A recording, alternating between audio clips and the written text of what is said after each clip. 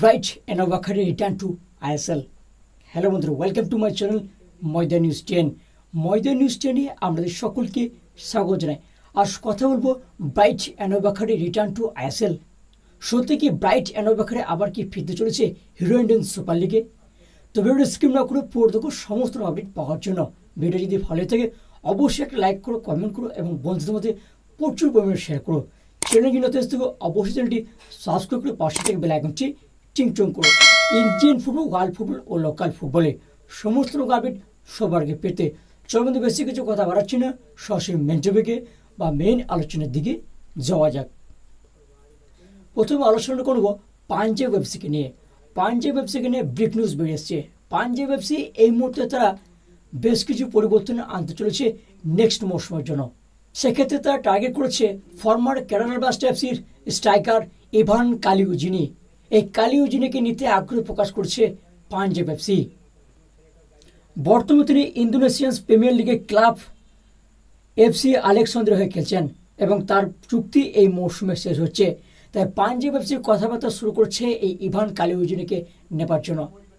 Ivan কালিউজিনি Kerala blaster হয়ে অনবরত প্রবেশ করছেন এবং কেরালার গোল করার ক্ষেত্রে এবং কেরালাকে এগিয়ে নিয়ে যাওয়ার ক্ষেত্রে এই ইভান কালিউজিনি গুরুত্বপূর্ণ ভূমিকা নিয়েছিলেন কেরালা ব্লাস্টার হয়ে।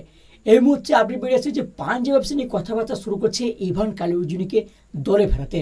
এবার দেখার বিষয় একটা যে তিনি কি সত্যি আইএসএল আবার রিটার্ন করবেন এই ইভান কালিউজিনি। তো এই মুহূর্তে কোনো চূড়ান্ত আপডেট বেরিয়ে আসেনি, বেরিয়ে এসছে রিউমার, সেটাই শেয়ার করলাম আপনাদের সাথে।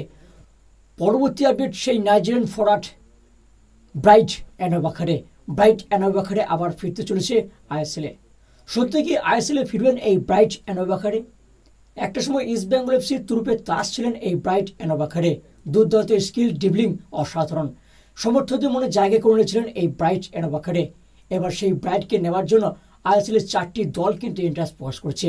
Chennai FC, east Bengal FC, তাছাড়া রয়েছে কেরালা ব্লাস্টার, এফসি গোয়া। এই 4টি দল কিন্তু নিতে আগ্রহ প্রকাশ করেছে। তবে কি তিনি সত্যি আইএসএলে ফিরবেন এই ব্রাইট অ্যান্ড আভাকারি? তবে এই নিয়ে এখনো পর্যন্ত কোনো চূড়ান্ত আপডেট কিন্তু বেরিয়ে আসেনি।